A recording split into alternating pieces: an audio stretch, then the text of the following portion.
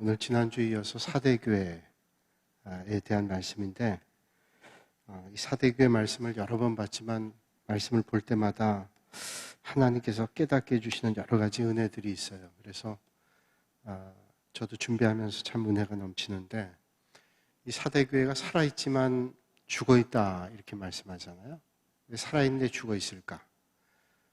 교회라는 공동체는 성령의 역사하는 공동체입니다. 성령님께서 역사해서 그 하나님의 말씀을 통해서 우리가 하나님이 주시는 은혜를 만나고 또 하나님의 역사를 이루어 나가는데, 그래서 하나님께서 모든 사람들에게, 교회도 성령의 역사해 주시면 한 사람 한 사람을 통해서 다 역사해 주시는 거죠.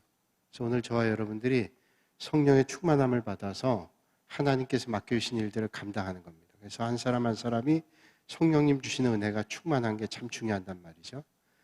제가 매주일 말씀 전하고 또 수요일날 말씀 전하는데, 한 몇 달 전에부터는 이 눈이 좀 더 나빠졌어요. 그래서 계속 보다가 설교 온 걸 보는데 좀 잘 보이지 않고, 그래서 안경 렌즈를 몇 개를 바꿨습니다. 렌즈를 바꿔서 이제 책 보는 렌즈도 바꾸고 조금 더 도수를 높여가지고 이 설교 원고 보는 것도 바꿨는데, 그래서 원고도 잘 보이고 책도 아주 잘 보여요. 근데 책은 잘 보이는 거는 문제가 없는데, 이 원고 보는 렌즈를 바꿔놓으니까 여기에는 초점이 딱 맞는데 여러분들의 얼굴이 잘 안 보여요.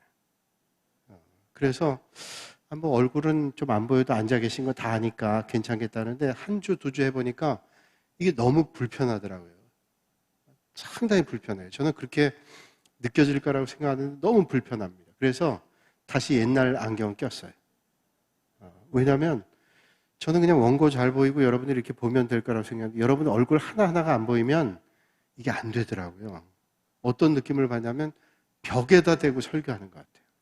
차라리 제가 온라인 예배 드릴 때는 온라인 예배 드린다 하면서 여러분들이 각 가정에서 예배 드린다 생각하고 할 때는 훨씬 이게 편했는데, 이렇게 대면하고 있는데도 여러분들의 얼굴이 보이지 않는다는 게 얼마나 힘든지 몰라요. 그러니까 여러분들의 얼굴 보여진다는 게 얼마나 큰 축복인지, 우리 옆에 있는 분들하고 한 번 더 인사 나누죠. 얼굴 보여주셔서 감사합니다. 여러분 얼굴 본다는 게 참 중요해요. 표정 하나하나를 본다는 게 너무 중요해요. 그래서 안경 다시, 책 보는 거는 좀 높은 걸 해서 보지만 이 설교 원고 보는 거는 그냥 옛날 거로 돌아갔습니다. 이게 여러분들 지금 얼굴이 보여요. 그래서 이제 대충 이렇게 보면 저분이 졸고 계시는구나, 듣고 계시는구나, 이게 다 보이고요. 또 이게 마스크를 가려서 잘 안 보이는 것 같아도 다 압니다. 다 알아요. 뭐 눈물을 흘리고 하품하고 이렇게 눈물 나오는 이런 건 잘 안 보이지만, 그러나 대충 얼굴이 다 보여요. 그래서 이분이 말씀 듣고 계시는구나.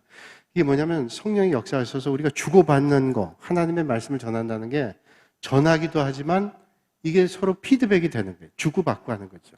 성령님이 역사하셔서 은혜를 주는 거예요. 사대교회에 대해서 예수님께서 초대교회 7교회, 소아시아 교회를 말씀하시면서 예수님에 대한 표현을 하잖아요. 특별히 사대교회 예수님은 어떤 분이냐면 7영, 7별을 가지신 분이다, 그렇게 소개하셨어요. 7영은, 7이라고 하는 건 완전수라 그랬죠. 7영이라면 성령을 얘기합니다. 완전하신 성령님 얘기하시는데, 성령님께서 지금 사대교회를 통해 말씀하시는 거예요. 사대교회 뭐가 취약했냐면, 사대교회는 한마디로 얘기하면 살았지만 죽었다는 교회 아니에요?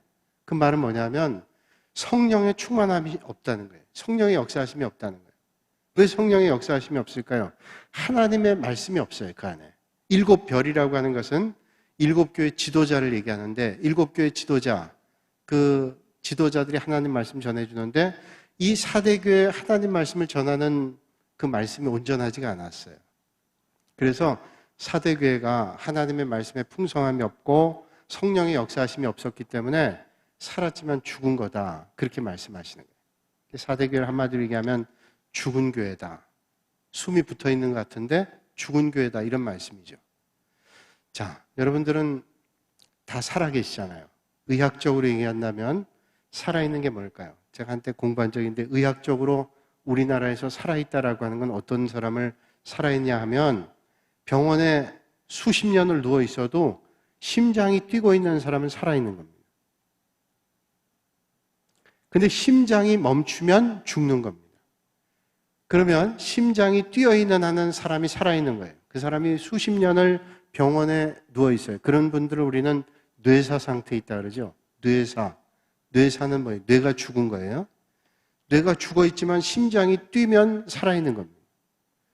전 세계적으로 심장사를 죽음으로 보는 나라도 있고 뇌가 죽으면 죽었다고 인정하는 나라들도 있습니다. 뇌사가 죽음이다 인정하는 나라도 있는데 우리나라는 심장이 멈춰야 죽습니다. 죽었다고 정의하는 거예요.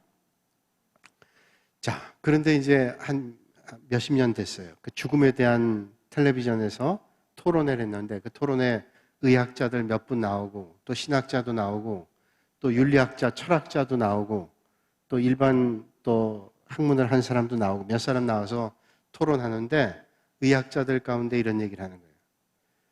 뇌가 죽으면 사람이 죽은 거나 마찬가지다. 아무 의식도 없고 그냥 숨만 쉬고 있을 뿐이다. 그런 얘기죠.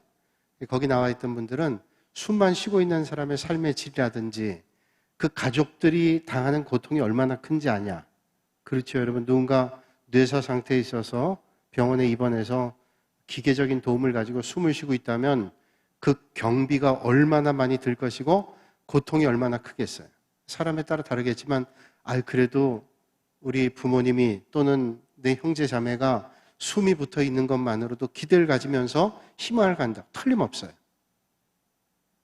그러니까 그런 것도 있지만 가족이 당하는 경제적인 고통 이게 크다는 거예요. 하루에 얼마씩 매번 지불하려면 이건 나중에 감당 못 한다는 거죠. 그래서 살아있는 사람들이 다 못 살게 된다는 거예요. 그래서 이걸 좀 나라에서 정리를 해줘야 된다. 뇌사 문제. 신학자들은 그렇게 생각 안 하죠. 신학자들 한마디로 하나입니다. 생명은 내게 아니라 하나님께서 주신 것인데 그걸 우리가 마음대로 판단할 수 없다는 거예요. 그러니까 사는 게 힘겹다 할지라도 우린 살아내는 거죠. 하나님 주신 은혜로 살아나는 거지. 내가 지금 먹고 살기 힘드니까 내가 마음대로 죽음을 결정한다. 그럴 수 없다는 거예요. 그래서 한 장신대 교수였는데 그분이 맹 교수님 분이 얘기하시는데 생명은 내게 아니니까 우리 가족 가운데도 뇌사로 오랫동안 있는 분이 계셨는데 그 가족이 당하는 고통은 이루 말할 수 없었다는 거예요. 그러나 그를 힘들기 때문에 그냥 이쯤에서 죽은 걸로 합시다. 이럴 수 없다는 거죠. 그러니까 이게 참 어려운 결정이에요. 그런 일을 맞닥뜨리면 참 어렵게 선택해야 되는 겁니다. 그러니까 가장 중요한 건 생명은 하나님께서 우리에게 부여주신 것이기 때문에 우리는 생명이 붙어있는 한 살아야 되는 거예요. 어떤 데는 그런 분들이 있잖아요. 정말로 사는 게 힘드시다. 너무 힘드시다. 우리는 천국을 소망하니까 어떤 때는 천국 빨리 가는 게 좋겠다. 그런 마음을 갖는 분도 계세요. 그러나 우리가 그렇다고 마음대로 그걸 선택할 수 없잖아요. 내 생명이 아니에요. 의학자들은 또 그런 얘기예요. 자, 기독교 정신 뭐예요? 기독교 정신은 다른 사람을 배려하고 생각하고 섬기고 그런 마음이 크다면 자, 뇌사 상태에 있는 사람들이 다시 소생할 가능성이 없는데 이런 사람들이 만약에 이제 죽음을 선택하게 된다. 그렇게 된다면 장기가 심장이 뛰고 있으니까 쓸 수 있는 장기가 많다는 거예요. 그래서 신장을 떼주고 그 다음에 뭐 그 장기에 있는 내용 것들을 다 떼주면 한 사람이 뭐 어차피 깨어나기가 힘드니까 7, 8명을 다시 살게 하면 그게 기독교 정신이지 않냐. 얼핏 생각하면 그렇잖아요. 내가 한 사람 죽어서 많은 사람 살린다. 근데 그걸 내가 마음대로 선택할 수 없는 거잖아요. 그러니까 그렇게 할 수는 없다. 그래서 이제 결국 결론 없이 한 20, 30년 전에 텔레비전 토론하는 걸 봤는데 가장 중요한 건 뭐냐면 생명은 하나님 것이라는 거예요. 하나님께서 우리에게 주신 거예요. 그러니까 우리가 이게 참 결정하는 게 어렵다는 거죠. 자, 제가 이렇게 장황하게 얘기했지만 자, 우리가 살아있다라고 하는 건 뭐냐면 우리가 우리나라에서 지금 판단하는 의학적 소견으로는 심장이 뛰는 겁니다. 그리고 신학자들이 주장한 것 가운데 하나는 뭐냐면 지금 뇌사 상태는 다 죽었다고 얘기하는데 죽은 거나 다름없다고 얘기하는데 미국의 한 사람 케이스를 얘기하면서 18년 동안 뇌사로 누워있는데 이 사람이 18년째 되는 어느 날 의식이 돌아왔어요. 자, 이거 봐라. 이 사람 만약에 뇌사를 죽은 거라고 선택했다라면 이미 18년 전에 죽었을 수도 있고 10수년 전에 죽을 수도 있다는. 그런데 18년 만에 이 사람이 의식이 돌아왔다면 그럼 그 전에 만약에 죽음을 선택하겠다면 그건 살인이나 마찬가지 아니야. 그런 논쟁이 또 계속되는 거죠.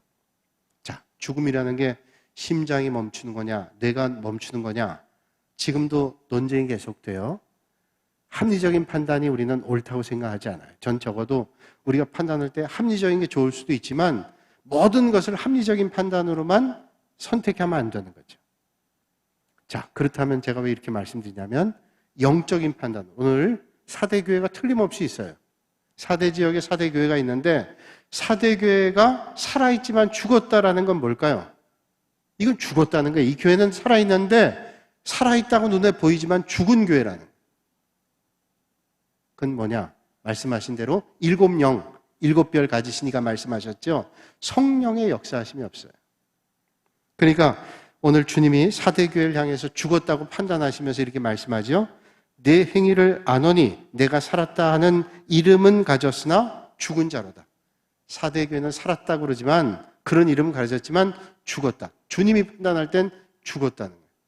이게 얼마나 엄중한 판단이에요. 살았다고 생각했는데 죽었다는 겁니다. 그것도 유력한 사람이 얘기한 게 아니라 하나님이신 예수님께서 살았다 그러지만 죽었다는 거예요. 그럼 죽은 거죠. 하나님이신 예수님께서 4대 교회가 죽었다 그러면 이건 교회 생명력이 없는 거예요. 자, 교회를 우리가 얘기할 때 우리가 함께 나와서 예배드리는 이 공동체를 교회라 그러죠. 그리고 한 사람 한 사람이 다 교회입니다. 믿음, 주를 고백하는 여러분 한 사람 한 사람 교회인데 그렇다면 이게 무슨 말일까요?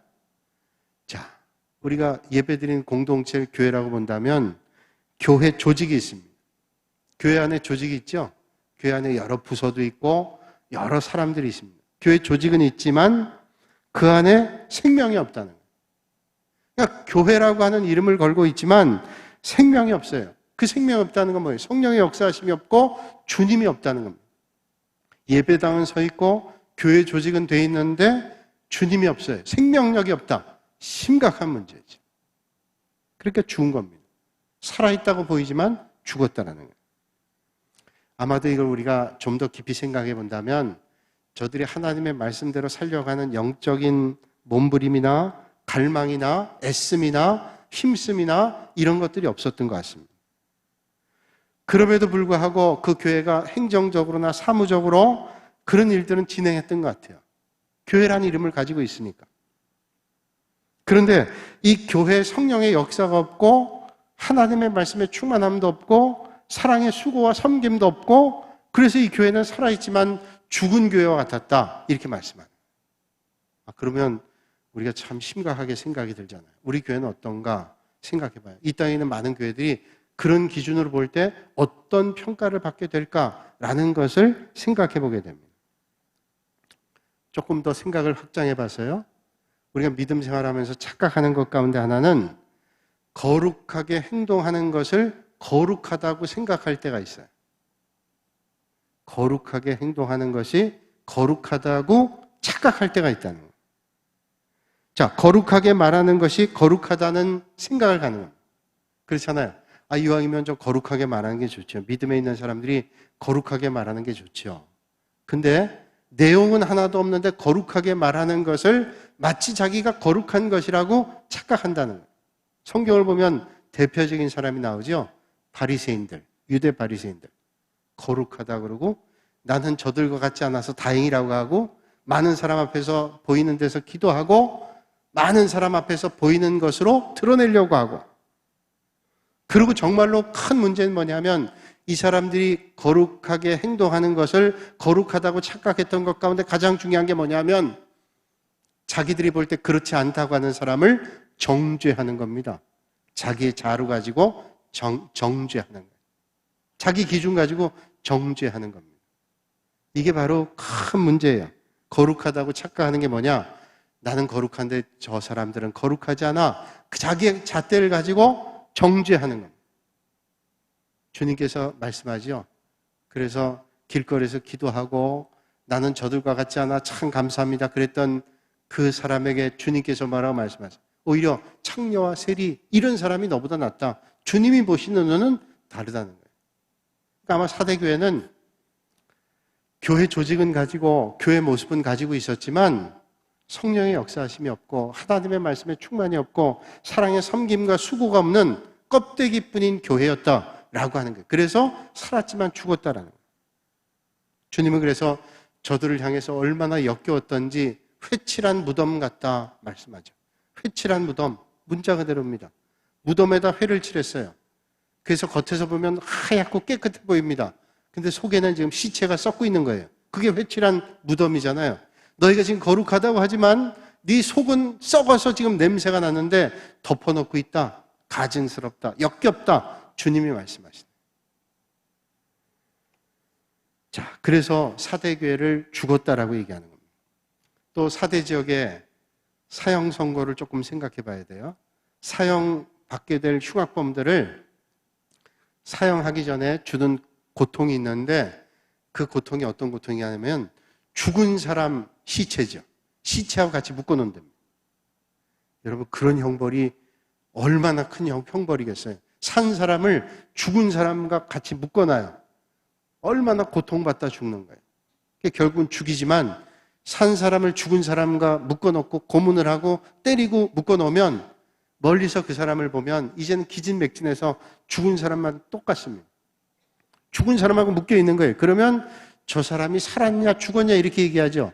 그러니까 사대교회 교인들을 사대교회가 그것과 똑같다는 거예요. 살아있지만 죽었는지 살았는지 분간이 안 될 그런 정도였다는 거예요. 여러분, 그렇다면 죽는다는 건 뭐예요? 살았다는 것과 죽는 것, 그게 잠깐일 수 있어요. 살아있던 사람이 금방 죽어 있는 거 볼 때도 있죠. 살아있는 것과 죽은 것과의 차이는 순간의 차이일 수 있지만 살았다는 것과 죽었다는 것에 큰 차이가 있는데 느낄 수 있느냐와 느낄 수 없는 거예요.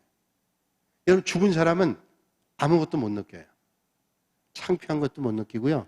고통도 못 느낍니다. 살아있는 사람은 고통을 느낍니다. 요새 뉴스에도 나오잖아요. 죽은 사람은 뒤에서 뭐라 그래도 몰라요. 죽었으니까. 살아있는 사람이 사실은 더 고통스럽지. 그러니까 뭐 그냥 죽었어요. 근데 그 고통받기 싫어서 비난받기 싫어서 죽었는지 모르겠어요. 근데 누군가 어떤 어려움을 겪어서 죽어버렸다. 죽은 사람은 뭐냐? 고통이 없어요. 죽어있는 사람은 뭐예요? 누가 뭐라고 비난해도 비난도 없어요. 아무 말도 없어요. 근데 살아있는 사람은 느낍니다. 고통을 느끼고 아픔을 느끼고 그 비난을 맞을 때 마음이 아프고 너무 힘들단 말이에요. 그러니까 사대교회는 살았지만 죽었다는 게 뭐예요? 이게 살아있는데 죽은 거는 느끼지 못하는데 이게 살아있지만은 그런 감각이 없다는 거예요. 죽었는지 살았는지도 사대교회는 감각이 없다는 거예요. 사대교회 성도들은 감각이 없다는 거예요. 여러분 생각해 보셨는지 모르겠는데 병 중에 정말로 심각한 병이 뭐냐면 자기가 병에 들었는지를 모르는 게 심각한 거예요. 내가 지금 병에 걸렸고 어떤 병이라는 걸 알면 이거 금방 치료합니다. 또 자기가 컨트롤하고 조절하면 됩니다. 제가 통풍을 한동안 알았잖아요. 여러 해 동안 알았는데 그때 처음 다리가 아플 때 왜 아픈지를 몰랐어요. 그래서 뭐 한의원도 가보고 병원도 가보고 근데 모르더라고요. 몰라요. 한참을 하다가 제가 다른 지방에 휴가 때 가다가 자동차에서 라디오를 들었는데 그 지역 방송인데 거기 의사가 나왔는데 의사가 쭉 얘기를 하는데 그 병에 대한 그 모든 내용들이 제가 앓고 있는 거하고 똑같은 거예요. 아, 이게 내가 앓고 있는 거구나. 그래서 제가 병원에 가서 내가 아마 이거 같은데 이거 검사해 볼 수 있는 방법이 있냐 그랬더니 그 검사할 수 있다는 거예요. 요산 수치를 재보는 거예요. 요산 수치를 재보면 요산 수치가 높은 겁니다. 그러면 그 가능성이 높다는 거예요. 그래서 발견됐어요. 그 다음에는 요거를 주의해야 될 음식들을 주의하고 요걸 주의하기 위해서 관리해 나가는 거예요. 그러면 치료할 수가 있어요. 근데 사실 그게 어떤 병인지 모를 때는 정말로 이게 힘들었습니다. 뭘 어떻게 해야 되는지 어떻게 할 수 있는 방법이 없어요. 근데 요즘에는 저와 같은 패밀리들이 많아요. 제가 보니까 그냥 얼마나 가까운 분들이 많은지 어떤 분들은 제가 목사님을 너무 좋아해서 앓기 시작했습니다. 그래서 이왕이면 싫어서 싫은 거 보고 닮았다고 하는 것도 아니고 좋아서 닮았더니 계속 앓으세요. 이럴 순 없고 그래서 그렇게 생각하는데 하여튼 이게 알면은 문제가 좀 덜해요. 근데 모르면 이게 참 심각한 병이에요. 제가 언제도 설교 때 말씀드렸지만 제가 서울에서 목회할 때는 어떤 가정이 신방하는데 예배 드리는데 남자 집사님인데 예배 드리는데 눈에 이렇게 자꾸 그분의 모습이 눈에 들어올 때가 있잖아요. 보니까 잇몸이 자꾸 눈에 들어오는 거예요. 왜 잇몸이 눈에 들어오냐면 잇몸이 부었습니다. 아주 심하게 부었어요. 그 잇몸이 심하게 부었는데 제가 왜 이렇게 잇몸이 심하게 부으셨어요? 뭐 치주염이 있을 수도 있고 뭐 여러 가지 있으니까 얘기를 못 하겠잖아요. 근데 그분이 말씀하시는 거예요. 목사님, 제가 이 잇몸이 이렇게 퉁퉁 부었어요. 아, 그러네요. 그랬더니 그분이 제가 이상한데 일주일에 한 번씩 병원 가서 피를 뽑아야 됩니다. 왜요? 이렇게 피가 많이 생겨서. 여러분, 피가 모자라는 것도 문제지만 많이 생기는 것도 문제예요. 아니, 그 피가 많이 생기는데 잇몸이 붓는 거하고 무슨 상관입니까? 그렇게 여쭤봤더니 이분이 얘기하는 거예요. 이게 피가 많이 생기니까 이게 어디로 이게 나가야 되는데, 코피가 나든지 뭐가 나야 되는데, 안 그러면 우리 몸에 제일 피부가 약한 부분이 튀어나온대요. 그게 잇몸. 그래서 알았어요. 잇몸. 그래서, 아니, 뭐 치료할 수 있는 방법이 없어요. 그랬더니 그분 말씀, 의사분들도 모르겠대요. 지금 현대의학으로는 그걸 찾아낼 수 없답니다. 그냥 일주일에 한 번씩 와서 피를 뽑는 방법밖에 없대요. 그래서 제가 생각했어요. 이게 어떤 원인인지 뭐 때문인지를 알 수 있으면 치료할 수 있는 거예요. 여러분, 어떤 병이라도 이게 어떤 병이라는 걸 알면 정확하게 치료할 수 있는 거잖아요. 근데 어떤 병인지를 모르면 치료할 수 없어요. 근데 더 심각한 거는 내가 지금 아주 심각한 병에 걸렸는데 내가 병에 걸린 의식조차도 할 수 없다. 이게 사대교의 문제예요. 지금 사대교회는 주님 보실 때 너는 살았다 그러지만 죽었다라고 주님이 판단하는데 사대교회 성도들은 자기를 지금 판단을 못하는 거예요. 아직도 살아있다고 생각하는 거예요. 죽었다 너희들은, 이렇게 말씀하시는 거예요. 그러니까 여러분, 육신의 아픔이 온다는 것은, 내가 어떤 병에 걸려서 어떤 사인을 내 몸에서 보인다는 것은 그건 참 다행스러운 일이에요. 내가 몸이 아픈데 아무런 사인도 나에게 주지 않는다면 그냥 아프다가 죽을 수도 있어요. 근데 죽기 전에 사인하는 거예요. 이거 주의해라, 사인 주는 거예요. 그래서 뭐 감기를 준다든지 어떤 내 몸에 자꾸 사인을 줘가지고 관리하게 하는 거죠. 주의하게 하는 거죠. 그러니까 그건 참 감사한 일이에요. 아프지 않고 그냥 갑자기 죽는다? 이거 아주 심각한 거죠. 사대교회가 목전까지 오고 지금 죽었는데도 그걸 알지 못한다는 거예요. 그러니까 이 사대교회는 육적으로 그런 게 아니라 영적으로 이렇게 죽었다는 거예요. 이렇게 죽었는데도 그 죽었다는 의식조차도 몰라요. 숨이 지금 붙어 있긴 하지만 죽은 거나 똑같다는 거예요. 영국에 어떤 아이가 그런 일이 있었다 그러죠. 5살짜리 애가 어느 날 놀다가 엄마한테 와서, 엄마, 내 팔이 이상해. 근데 팔이 어떻게 되냐면 팔이 반대로 꺾어져 있는 거예요. 엑소시스트 보면 목이 확 돌아가듯이, 이제 그건 영화니까 그런데 팔이 이렇게 떨어져가지고, 그래서 보니까 이게 보통 일이 아니에요. 팔이 그렇게 움직일 수 있는 게 아닌데 툭 떨어져 있는 거예요. 그래서 병원 갔더니 팔이 부러졌어요.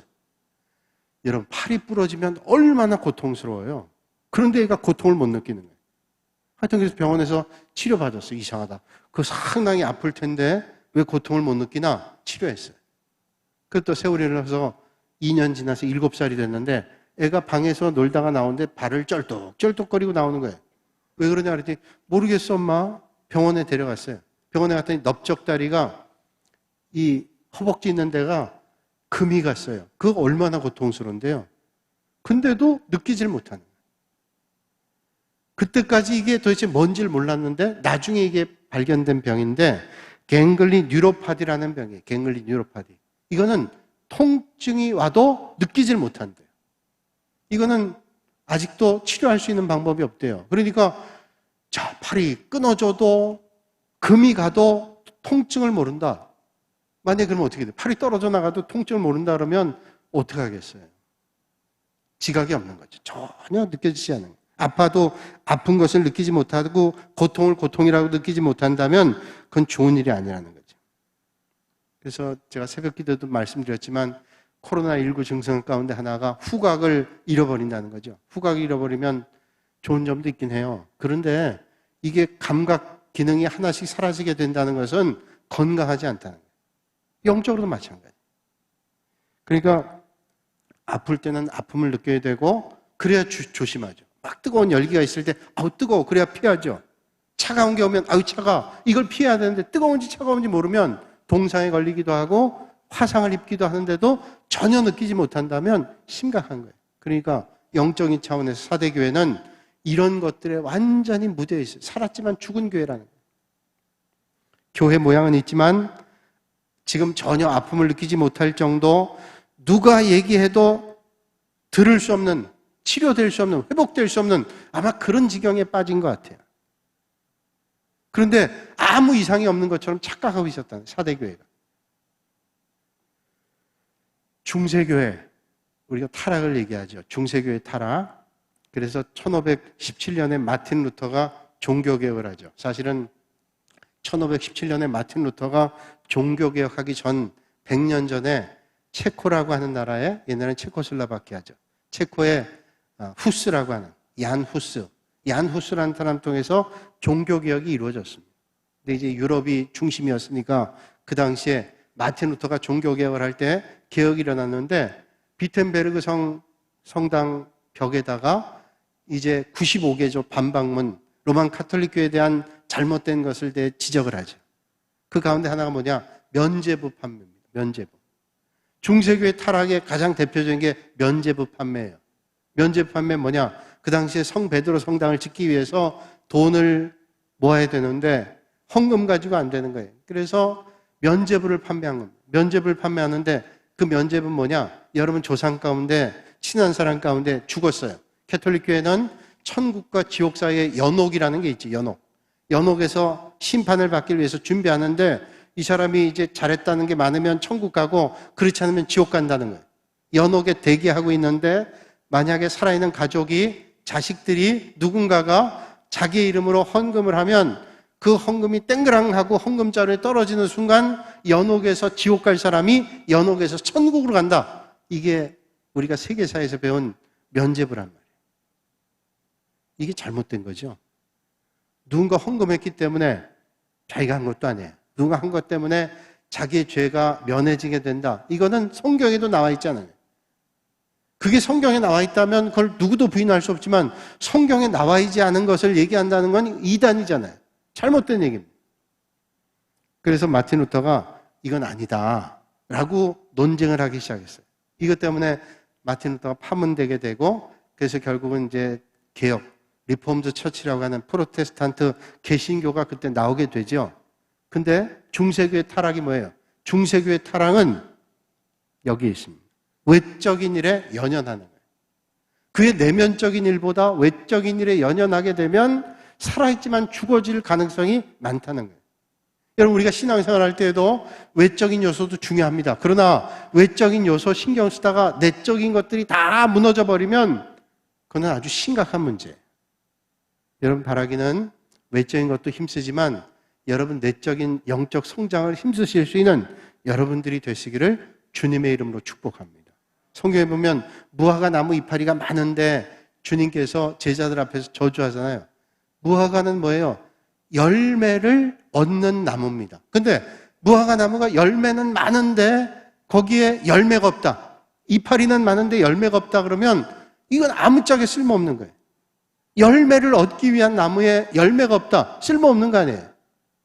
그러니까 우리가 하나님 앞에 어떤 존재로 서는가 이게 중요한 건데 껍데기만 무성하는 거예요. 그러면 하나님 앞에 어떤 존재가 되냐. 사대교회가 그런 교회였다는 거예요.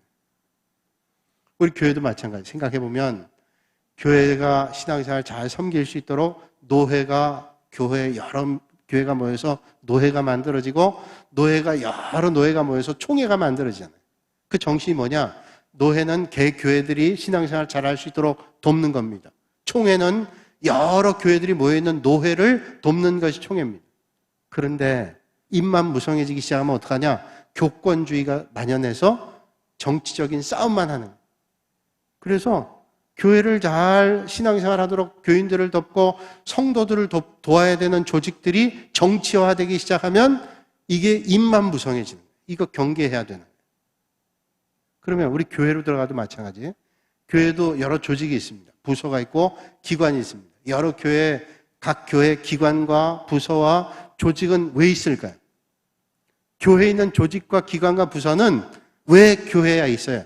교회 모든 성도를 신앙생활 잘하기 위해서 믿음 생활 잘하고 영적 훈련을 잘 받고 믿음의 사역을 잘 감당하기 위해서 그런 것들이 만들어지는데, 그게 만약에 모여서 어떤 힘을 발휘하거나 어떤 능력을 거기서 나타내가지고 내가 어떤 것을 얻기 위해서 그렇게 바뀌어지게 된다면 그는 살았지만 죽은 것과 똑같은 거예요.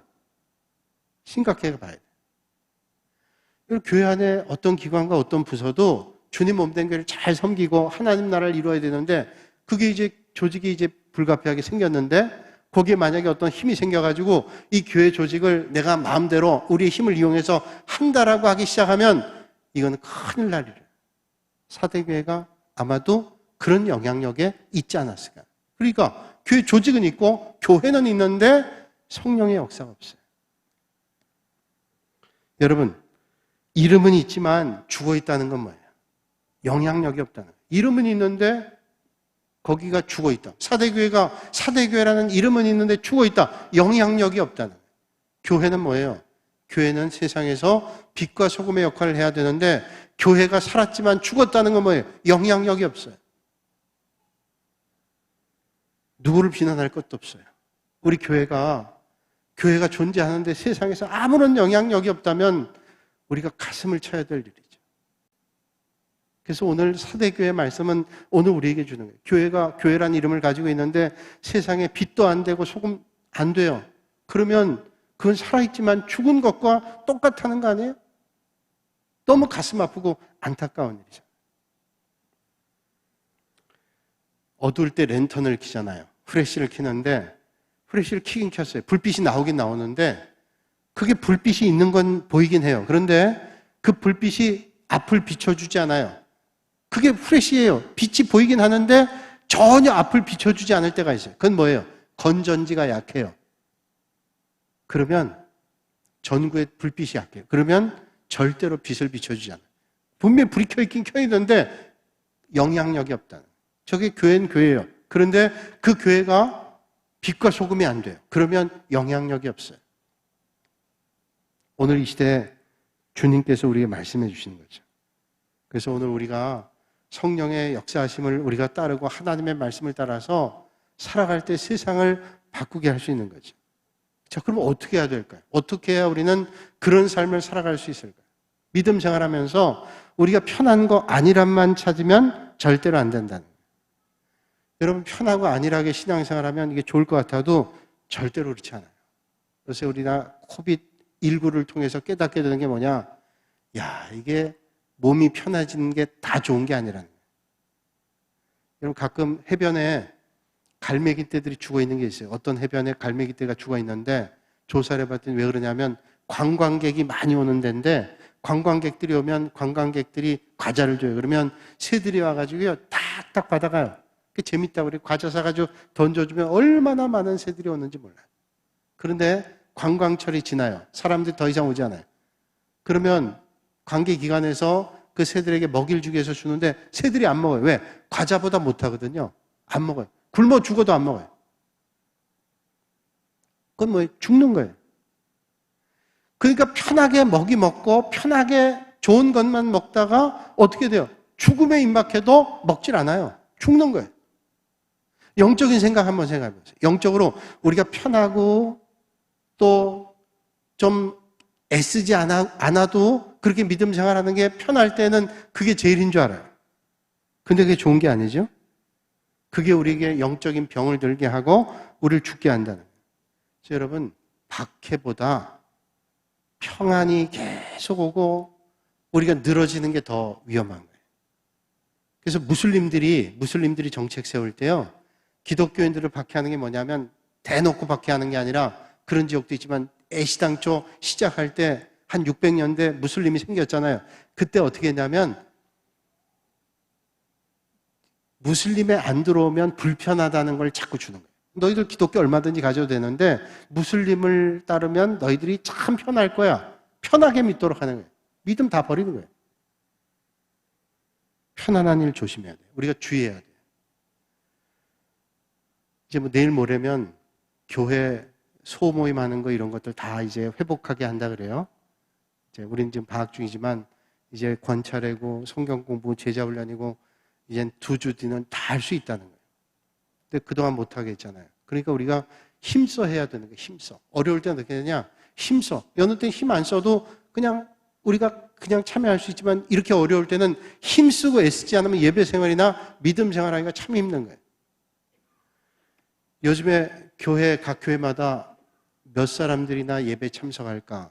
각 교회가 얼마나 예배 참석할까 궁금하잖아요. 그래서 우리 목사님들 모이면 목사님 교회는 몇 분이나 나오세요? 몇 프로나 나오세요? 물어봐요. 그러면 아마 목사님들이 조금 더 얘기하는 분도 있고 솔직하게 얘기하는 분도 있는데 제가 대략 보니까 50% 내지 60%예요.